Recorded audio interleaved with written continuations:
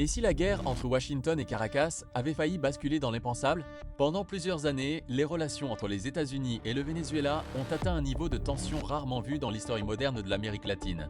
Au centre de cette tempête, Donald Trump et Nicolás Maduro. Sous la présidence Trump, Washington accuse le dirigeant vénézuélien de corruption, de fraude électorale et même de lien avec le trafic de drogue. Les États-Unis imposent alors des sanctions économiques massives qui frappent durement le Venezuela, déjà plongé dans une crise économique historique. Mais ce n'est pas tout. En 2020, l'administration Trump lance une offensive politique spectaculaire. Une récompense de plusieurs millions de dollars est proposée pour toute information pouvant conduire à l'arrestation de Nicolás Maduro. Une décision explosive qui choque une partie de la communauté internationale. Pour les partisans de Trump, Maduro représente un régime autoritaire qu'il faut stopper coûte que coûte. Mais pour ses soutiens au Venezuela, cette stratégie américaine ressemble à une tentative de déstabilisation d'un État souverain. Pendant ce temps, Caracas accuse Washington de vouloir organiser un changement de régime. Les tensions deviennent tellement fortes que certains experts commencent à craindre un affrontement indirect entre les deux pays.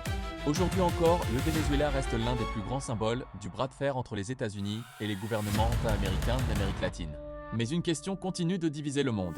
Donald Trump voulait-il réellement défendre la démocratie ou simplement renverser un adversaire stratégique des États-Unis?